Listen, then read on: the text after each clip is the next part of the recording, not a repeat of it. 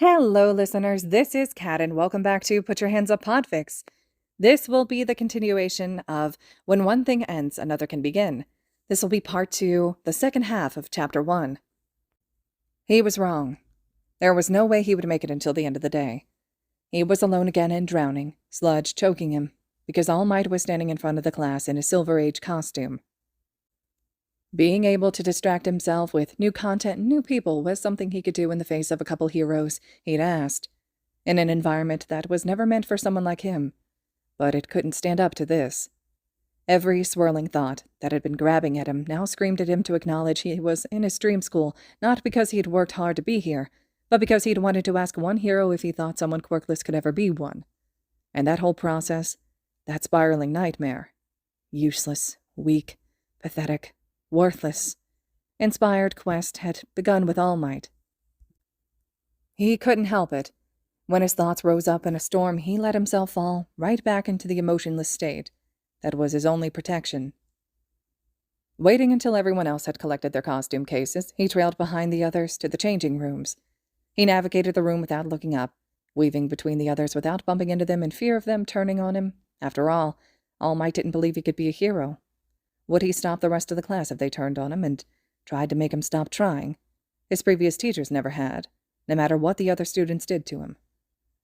He managed to make it to an unoccupied part of the room without disturbing anyone, and opened his case, trying to remember what the design he had submitted looked like.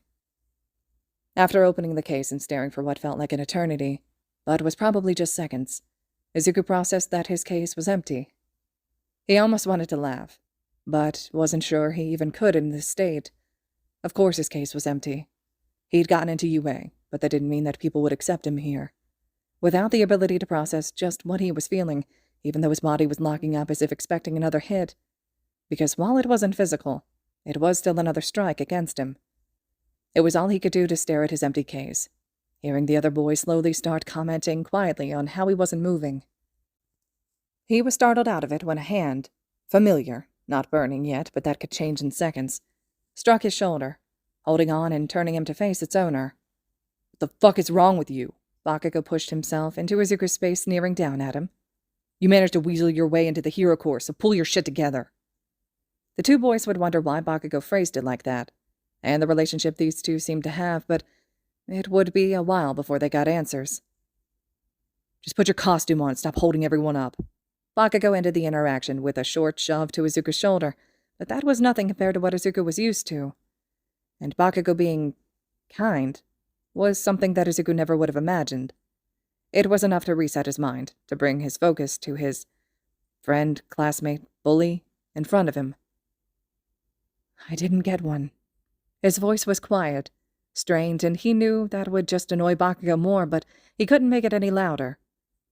It looked like Bakugo was about to turn and walk out of the changing room, done with this conversation, but now he paused. "What the hell are you talking about?" They probably thought it was a joke. It would explain the whole situation, and it wasn't a conclusion that was too hard to come to. Bakugo couldn't seem to understand that, though, eyes narrowing. "Huh?" They probably thought it was a joke, so they didn't make it. After all, what costume designer would waste time and resources on an outfit for a quirkless hero when there would never be one?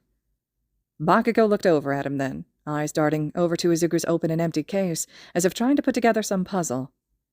Red met green for a split second before Bakugo scoffed, stomping out of the room. Izuku knew that the other students were probably wondering what was going on, their conversation too quiet to be overheard. But their excitement for hero training outweighed their curiosity this time around, causing them to join Bakugo on the way out to the training field, or rush to get the rest of their costumes on. Izuku ignored them and took a moment to center himself. He was in the heroics course at UA. He hadn't been given a costume, but he would figure something out. He'd told himself this morning that he wouldn't be bullied out of UA, and he would stand by that decision. Another 3 years of this would mean nothing if he could become a hero at the end of it all. So as the last of the students left the changing room, he put away his case and changed into his gym uniform. When he joined the others, he quickly made his way to Uraraka's side, her question about his lack of a costume held off by All Might beginning to speak. "Why, you all look fantastic in your costumes." And then All Might turned to look directly at him.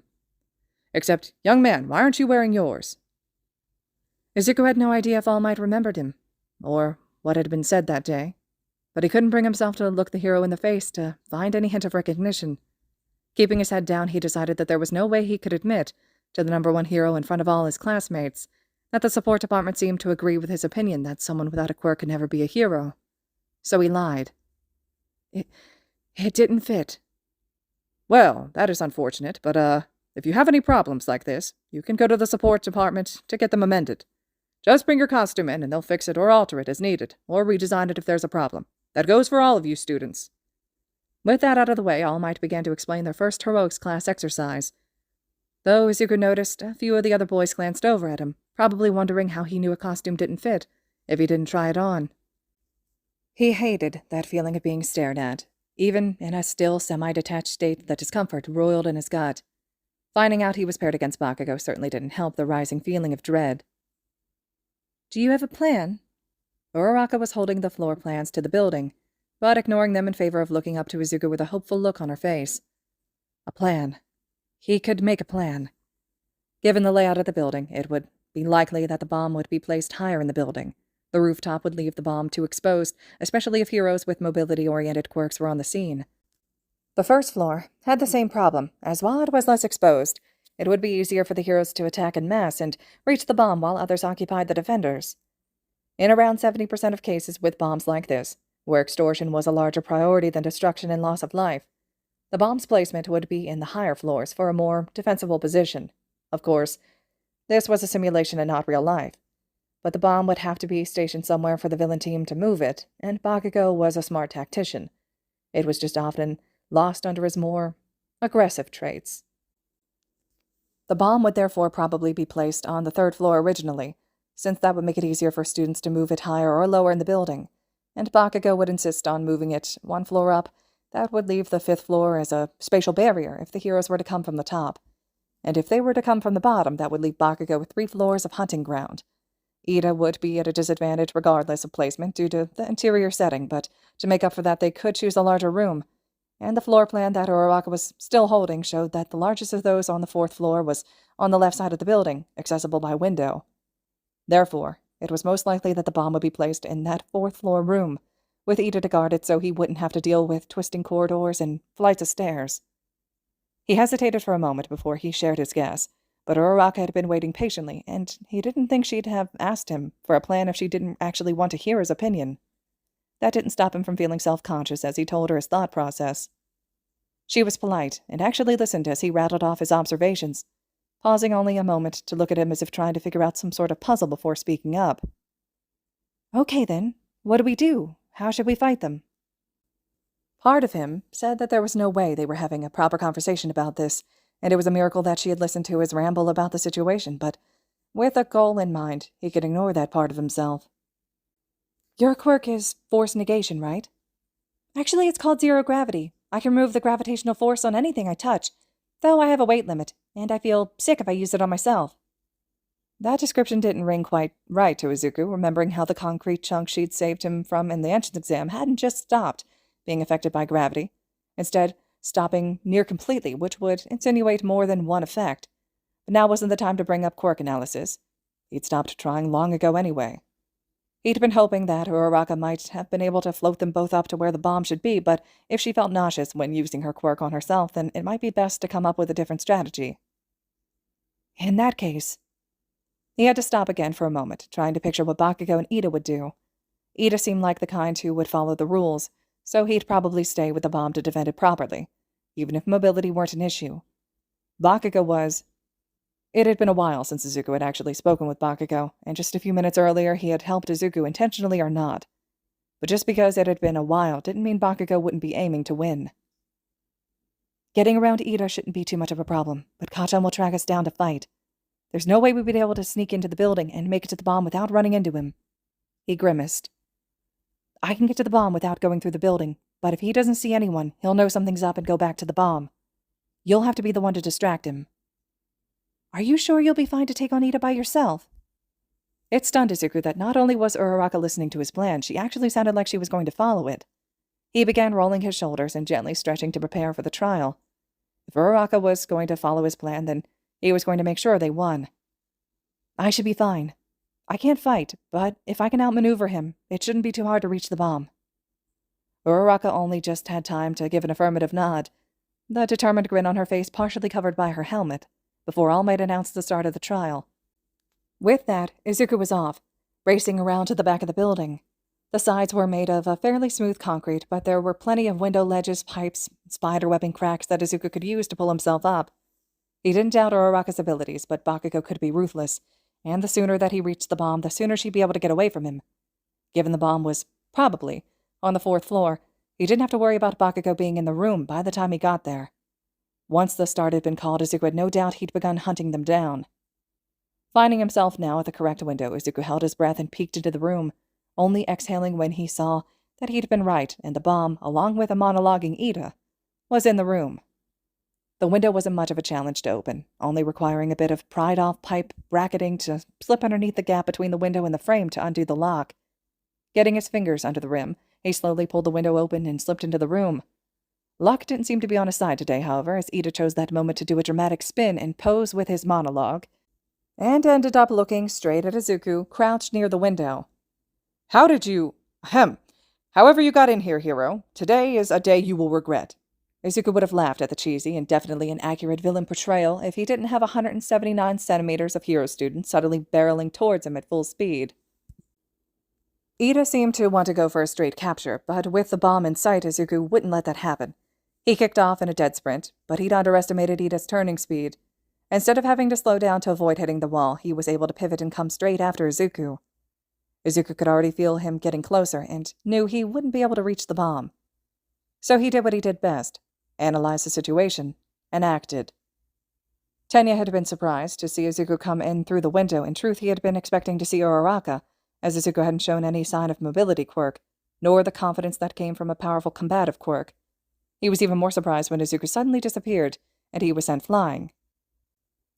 He could feel his ribs throbbing already from where Ida's armored feet had met them, but the room didn't have any other obstacles he could have used, so becoming a human speed bump was the best option. In a second he was up and sprinting for the bomb once more. Hero team wins! Izuku let out a sigh of relief before turning to see how Ida had recovered from his fall. In the split moment of completing a goal and seeing Ida, who looked so much like Ingenium in his hero costume, he almost asked the other student if he thought someone without a quirk could be a hero. He nearly bit his tongue with how fast he closed his mouth as he realized what he'd been about to ask. Don't think about it. He pushed down the horror and instead offered his hand to Ida to help him stand from his sitting position. Are you all right? I believe so. Are you? Ida took his hand and stood, Izuku hiding a wince as the movement caused his ribs to protest. I didn't even see you fall. I apologize for tripping on you. Izuku laughed nervously, looking away as he began to make his way out of the building with Ida. Oh, that was on purpose. You were faster than I expected, and that was the quickest way I could think of to stop you. No need to apologize. They didn't talk much after that, considering Izuku quickly brushed off Ida's concerns and confusion about choosing to become a human speed bump. When they exited the building, Uraraka was there to greet them, enthusiastically saying something that Izuku missed because Bakugo was also there. Bakugo. Loud, explosive, powerful Bakugo, standing silently, and staring with an intensity that dried Izuku's mouth and made him want to run as far away as fast as possible. That kind of look always meant burns, but he had no idea what it meant when coupled with complete silence. He was saved from having to find out as the other two dragged him back to the observation room, where All Might congratulated them on the win. Now, does anyone have a nomination for MVP? Most of the class kept silent, glancing between themselves, until the dark-haired girl put her hand up. Yes, young Yagirosu. Midoriya should be given the title of MVP for this match. He worked quickly and efficiently to make his way up the building, and grabbed the bomb soon after getting inside, effectively dealing with Ida even if he didn't secure him with the capture tape. It also seemed like this plan was set from the beginning, as while we didn't have an audio output, Midoriya and Uraraka didn't seem to need to communicate once the trial started. It was dangerous to have Uraraka face Bakugo alone, but given how fast Midoriya was able to secure the bomb, it seems to have been a calculated risk. She finished her assessment, and looked up to All Might for confirmation. The hero in question spluttered a bit before agreeing. Very thought out, Yaoyorozu. I would have also mentioned Bakugo's proactive attitude, which was very good in this situation. But yes, Midoriya deserves the title of MVP. Glancing at the pro-hero's face told Izuku that he didn't really believe that. But he was hardly in a position to call that out, especially with the other members of the class agreeing. It felt wrong, like They were waiting for him to agree so they could turn around and laugh at him for believing that they thought what he did was remarkable in any way. After all, he was quirkless. Anyone could do what he could if they tried. The looming threat of a trick only started to dissipate when the class resumed, and everyone started to watch the next match. Watching how the others worked was incredibly interesting, especially since he had missed most of their quirks while he focused on himself during the quirk assessment tests. He really had to work on his awareness. He noticed Uraraka coming to join him partway through and cut off his muttered analysis. "What are you doing? It looked like you were talking." Izuku cringed inwardly at having been noticed. "That's just a bad habit of mine. I tend to mutter. Apparently it's really creepy." Uraraka looked thoughtful then, one finger placed on her cheek while her head tilted. "I mean, muttering can be creepy, but I guess it depends on the context. What are you muttering about?" "The matches."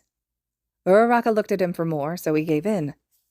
"I like analyzing things, like quirks, so it's interesting seeing what everyone does." Her expression lit up then. "Ooh, what have you noticed so far?" "You want to listen?" "Well, yeah. You'd managed to break down our battle trial really quickly. It'd be interesting to hear what you think from an outside perspective." He almost protested that she'd only been subject to his analysis during their match because it would help them win, so it wouldn't make sense why she'd want to hear him speak more.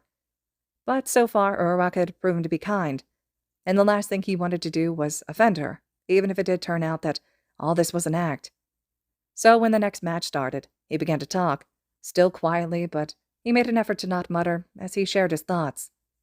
He paused when Team B and Team I went head-to-head, and Todoroki froze the entire building. Endeavor had 4 kids, that much Izuku knew, though they were rarely seen. His wife never made appearances, but a lot of Heroes' partners tended to stay away from public eye to attract less attention from villains.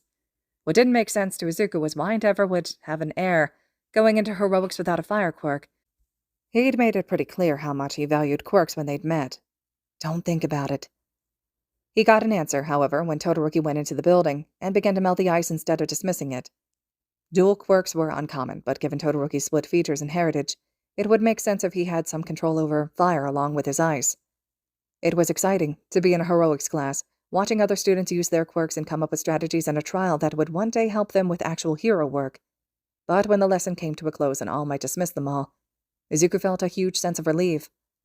Sitting with Uraraka had taken the edge off of the prickling, anxious feeling he got from being in a classroom setting with people he wasn't familiar with, who therefore had personalities and prejudices he couldn't account for yet, but it still drained him. There was only one other person he could account for aside from Bakugo, and that person was All Might, who didn't think he could become a hero. Despite his initial panicked response having calmed, he still couldn't stand to look at the hero for too long, and thinking about almost anything to do with All Might, who he had been to Izuku, what he'd said when they'd met, how he'd completely upended his life, made breathing difficult. So watching the man run off at the end of the lesson, and being free to break away from his classmates helped steady the erratic pace of his thoughts. However, his calm was dampened on the walk back to the changing rooms, and he was reminded of the fact he had to figure out what to do about his missing costume. Caught up in the possible actions he could take with that, he was caught off guard when one of the other boys yelled at him. "I thought you said you weren't hurt!" Ida sounded quite distressed, and his tone had everyone turning to him before shifting to look at Izuku. "I wasn't?" He didn't like that everyone's attention was so focused on him when he already felt vulnerable without a shirt on. "Then what's that?" Another boy Kaminari was pointing at him now. Izuku looked down to his exposed torso and the large bruise that was starting to form along ribs from crashing to the floor and using his body as a speed bump. "It's just a bruise. It's not bad."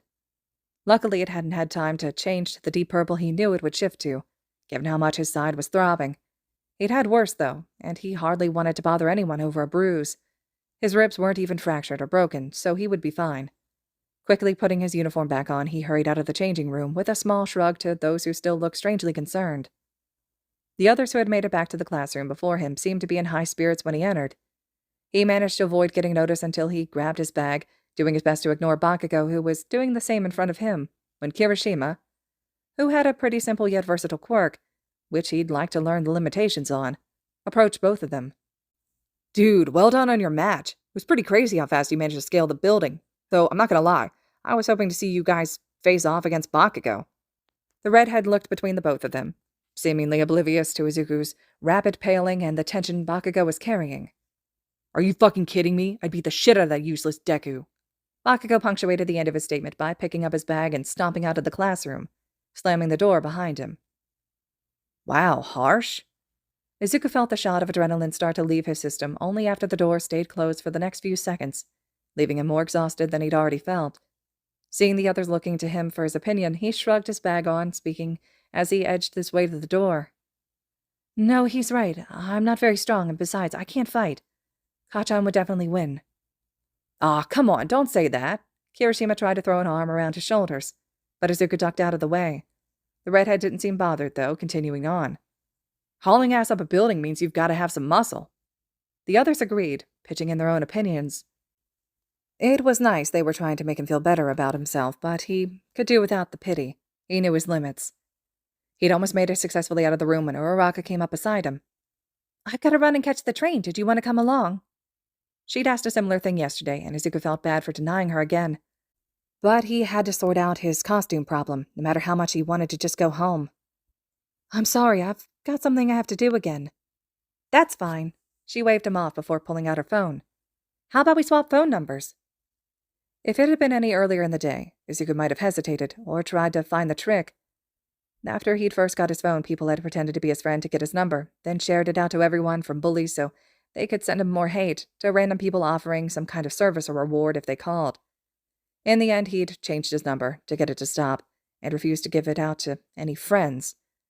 But the past few days, weeks, months, years, had been overwhelming, and left him feeling fatigued when he didn't have something to focus on.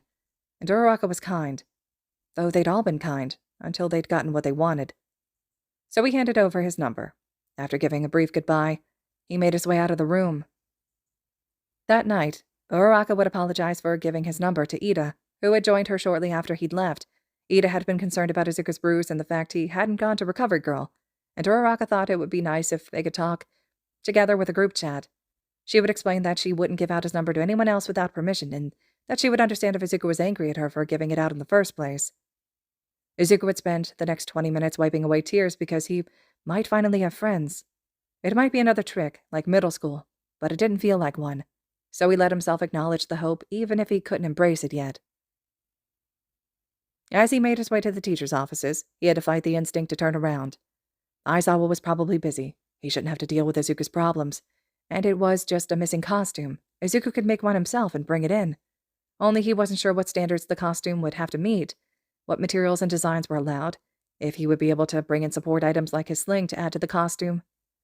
If he brought in a costume only for it to be wrong, he would just be causing more of a mess, or getting the support department in trouble for creating something inadequate when they'd had nothing to do with the costume in the first place.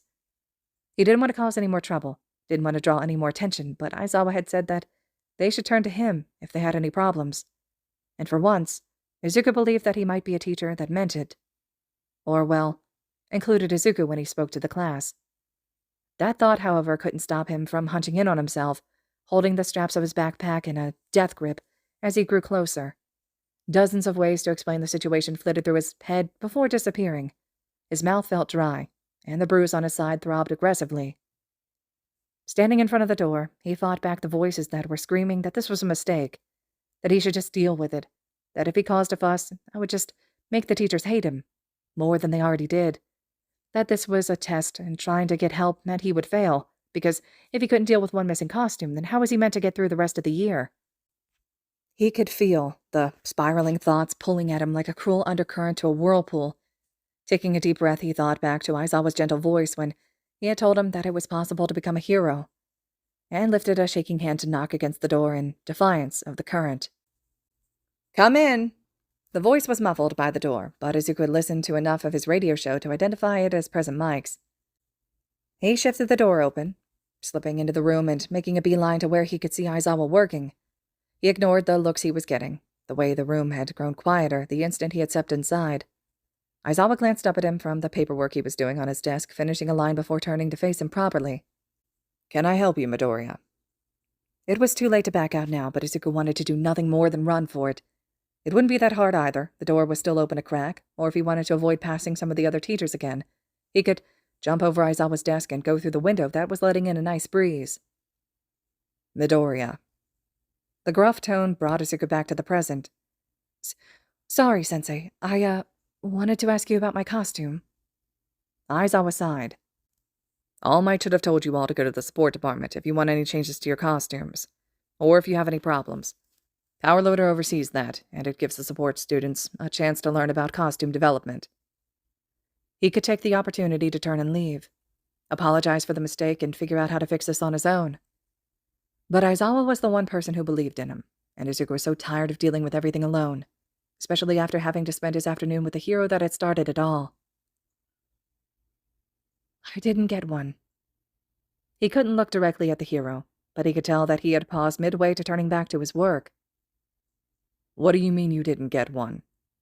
Izuku knew that Aizawa's voice was naturally flat and gruff, but that didn't stop his mind from telling him he'd made a mistake coming here, that he was annoying Aizawa, and soon enough he'd realized that Izuku was really useless, that he didn't belong at UA. He fidgeted with a backpack strap, looking down at Aizawa's feet. My case was empty. I didn't get a costume. He flinched and quickly stepped back, getting out of the way as fast as possible when Aizawa stood up abruptly. He watched, frozen, as the hero began walking to the door before he stopped and looked back at where Izuku was standing. Come on, we're going to get to the bottom of this. It took until Aizawa was opening the door for Izuku to move, keeping his head down and trailing behind the hero as they made their way back in the direction of the classroom. If he had looked around the room, he would have noticed the other teachers staring after the usually sedate and unkempt man with a trace of fear. After all, his voice may be monotone, but those lines were spoken with bite, and he'd moved with a speed that they rarely saw out of combat. So, there was nothing in your case at all, not even a note. Izuku shook his head, before realizing Aizawa wouldn't be able to see the movement, and let out a stuttered, "No." I'm going to double-check there hasn't been some mix-up of cases, and from there we'll head over to the support department. Do you have anywhere you need to be this afternoon? Anyone you need to call? Aizawa looked back this time, so Izuku shook his head again. His mom would be working late today, and the only thing he had planned to do was some self-appointed homework. When they reached the classroom, it was empty. Izuku waited at the doorway while Aizawa opened the case racks, quickly locating Izuku's and opening up on a nearby desk. Izuku would have been offended if he wasn't the type of person to check and double-check all of his information before acting on it. Aizawa was being thorough, not dismissive. Izuku was well aware of the difference. The hero made quick work of checking inside for any hint of why it was empty, before moving back to the racks, pulling out a few spare cases stored below the rest. With each case opened, revealing empty interiors, Aizawa's expression grew darker, his eyebrows furrowing. He didn't say anything as the last of the cases were opened, or when he put them back in their place and closed the racks again. He didn't say anything as he left the classroom, only slowing briefly to check Izuku was following him. Izuku had done his best to memorize the floor plans of UA, but was still unfamiliar with the turns they took on the way to the support department. They finally paused at a set of doors, which happened to be metal, dented, and on the ground. Aizawa just sighed as he stepped around them and through the open doorway, Izuku close behind. Majima. He was met with a groan from deeper in the room. Shit, did I forget a staff meeting? Izuku froze as Power Loader rose his head from his desk and locked eyes with him. Well, Izuku thought they locked eyes. He had his usual costume helmet off, but his ginger hair still hung over most of his face. Forget I said that. Sure? Izuku had grown up around Bakugo, so the swear was definitely tame compared to what he was usually subject to, but it was still strange hearing it from a pro-hero. Aizawa walked further into the room until he was standing in front of the hero. No, you didn't miss a staff meeting. We're here about costumes. Midoriya, this is Higari, Majima, or Power Loader, though you probably already knew that. He's the head of the support department. Costume problems. Power Loader sat up straighter, directing his full attention to Izuku, which did nothing to calm his nerves. No worries. What can I help with? Got some wear and tear already? Izuku opened his mouth to reply, but nothing would come out. He'd expected a more dismissive solution from Aizawa, and then to go home and figure out what to do by himself. Facing another pro-hero about a problem he shouldn't have to deal with was just one more thing that Izuku couldn't process right now. He didn't think he could handle being told he was being stupid, and he'd just managed to lose his costume on the first day, so when the words refused to answer him, he turned to Aizawa. It only took a second of panicked eye contact for Aizawa to take over. Midoriya didn't get one. Power Loader's demeanor shifted as his head tilted, losing some of the enthusiasm he had shown at the mention of costume issues. What do you mean? I mean. Izuku cringed inwardly at the stress Aizawa put on the word, the hidden anger that accompanied it. There was no hero costume for student 18, not in his case or any of the spares, so I was hoping you had it somewhere around here. Powerloader shifted uneasily, a hand moving to run through his hair. That can't be right. I'll have a quick look, but I don't know why one would be missing. He got out from behind his desk and started towards the far side of the room where dozens of cupboards were situated, but Izuku knew Powerloader wouldn't find his costume there. Or anywhere in the school. They probably never started. He wasn't aware he'd said the statement out loud until Powerloader turned back in his direction. Why do you think that? If it wasn't obvious to Powerloader, then he probably didn't know that Izuku was quirkless. Would he laugh Izuku off or just tell him it was for the best? Or would he be one of the cruel ones who would tell Izuku that it was good that the materials had never been wasted on him?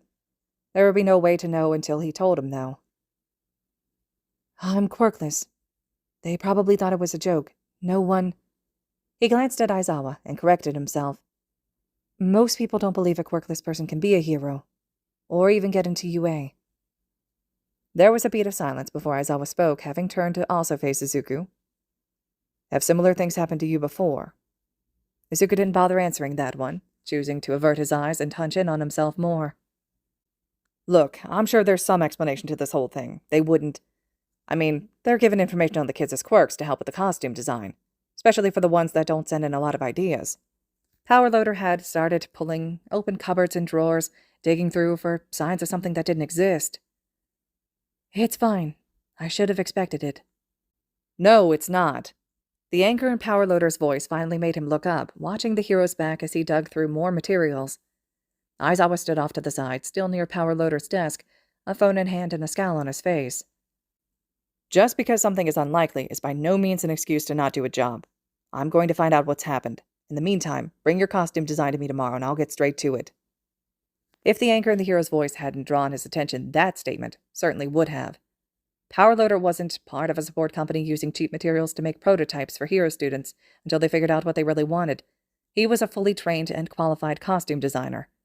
They were far rarer than pro heroes, and to have one offering to make a costume for a student was near unheard of. Powerloader closed the drawer he had been rooting through with a sigh and turned to Izuku with a hand running aggressively through his hair. I'm sorry. No matter what the circumstances for it, you shouldn't have been left without a costume. This was an oversight on both our costume manufacturer's behalf and my own for not double-checking that we received all orders, so I apologize, and hope we can have the problem fixed as soon as possible. And then he bowed. Izuku had hoped that maybe he'd be able to get some help, that Aizawa would be true to his word and help him figure out this mess, that he wouldn't have to be completely alone again. Maybe he'd get a spare or rejected costume, or they'd tell him he should just make his own. But he hadn't expected this. He hadn't expected anyone to care. His hands were up in a second, waving away the words as soon as they processed. It's fine. There's no need to apologize. I can wear my gym uniform. It's not a big deal. I don't have a quirk that needs support from a costume, so it's not a problem. Midoriya, you're a student at UA, and you deserve the same treatment as the others. Aizawa slipped his phone into his pocket and made his way to stand in front of Izuku, making sure he had his full attention. I don't trust you to believe me, when we haven't had a chance to prove that we're not the same as everyone else who's treated you badly. But don't ever think this sort of thing doesn't matter. Izuku couldn't breathe. Indeed. A higher-pitched voice joined them from the doorway. Am I a mouse, a bear, or a dog? Whatever I am, I'm the principal, and I've heard there's been an issue here. Izuku broke his disbelieving stare to look at Aizawa, putting together the principal's sudden appearance and the fact that Aizawa had been on his phone while Powerloader had been searching for a costume. He almost felt betrayed. It was a missing costume. He could deal with it, and they certainly didn't need to bring the principal, who in the past had always sided with anyone other than Izuku. In fact, most of the time, they refused to acknowledge he existed, into the matter. Midoriya didn't receive a costume, and we believe it could be because he's quirkless. Majima's going to follow up on it, but I thought you should know. I see. Nezu entered the room properly, approaching Izuku. I apologize greatly for this injustice. UA meant to be a place of no discrimination, but at times our awareness fails and mistakes such as these occur. I hope you can understand as we try to fix this error. And then he bowed. At this point, you could have told Izuku he was dreaming and he would have believed it. I can understand how harmful it can be to be left out and have to work hard to receive the same treatment that others take for granted. That statement struck a wrong chord with Izuku. While Nezu wasn't incredibly well known for his hero work, he was still well known due to the fact that he was an animal with a quirk and intelligent enough to become a hero.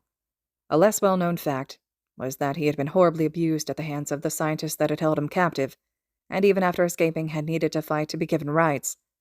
Having someone who had struggled so much relating their experiences felt off. Sure, Izuku hadn't had the best time growing up, but he was just a useless, weak, pathetic, worthless, quirkless kid. It made sense. It didn't matter. Right? Power Loader brought his attention back to the present. It's going to take at least a day for me to get through to one of the designers that would have been in charge of production. I've got to organize some material deliveries in the morning, but if you bring your design in at lunch, I should be able to get working on it so you'll have something by your next heroics class. Just to be thorough, you did submit a design along with your enrollment papers? Nezu inquired. Izuku nodded. It was one of the first things he'd thought back to when he'd been trying to figure out what to do next about not getting a costume. Fantastic. I only asked because I heard you weren't aware you had received a position at UA's heroics course. Quite the achievement, by the way. May I ask how you came to the decision to ask Aizawa instead of another hero? The question took Izuku completely off guard. He didn't even consider lying as he answered. There were other heroes. I've asked a few. Interesting. How did you track them down? Nezu was watching him closely now, and it felt almost as if a trap had been sprung around him. Though I may be assuming that from the way you approached Aizawa. No, you're right. It's just some research and analysis I've got. He thought about straining bookshelves and a computer with little free storage space left. A couple of journals. Would you be open to bringing those in? I can? But why? There was truly nothing remarkable about the analysis he'd done, especially compared to what one of the smartest creatures on Earth would be capable of. Simple curiosity. If it suits you, you could drop them by my office in the morning, since you'll be meeting with Majima during lunch. Once again, Izuku was struck by how strange today had been, and all the conflicting thoughts and emotions he was barely holding off. He didn't really want to show anyone his notebooks. It had been made clear to him years ago that they were boring at best, creepy at worst, but he couldn't say no to the principal. Sure. It sounded unconvincing to his ears, but seemed good enough for Nezu. Excellent. Now I'm sure you have other things to get to this afternoon, so if there's nothing else you need, you're free to go. Izuku saw the option to leave, and this time took it with both hands.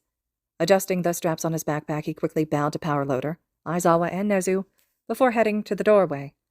As he walked, Nezu piped up a final time. Remember, we are here to help you. Do not be afraid to reach out if you need it. Izuku lingered in the doorway, looking at the three teachers, weighing Nezu's words. He thought of a reaching hand, straining against sludge towards heroes that just laughed. Thank you. Sorry for all the inconvenience. Those words were quiet, half-muttered, but they were all Izuku could manage before he made his escape. He truly was sorry for how complicated he'd made things. Aizawa would probably have to deal with more paperwork, along with Power Loader, who now had a costume to make on top of already teaching support classes. And having a costume made professionally, not that the support company that the school used was unprofessional, but mass production did mean a lowering of quality, which was understandable.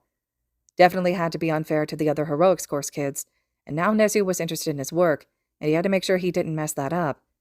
Nezu said they wouldn't accept discrimination, but once they realized Izuku wasn't special, and they'd all had to do this extra work for him, he wasn't sure how long that would last. There was too much going on for him to calculate and process, but wasn't this what he'd always wanted? Hadn't he always dreamed of teachers who didn't ignore him or put him down? He thought back to months of waking up, feeling of sludge running down his throat in the forefront of his mind. He thought of years before that, teachers accusing him of lying or being disruptive, or ignoring him completely. No, he hadn't dreamed of it in a while.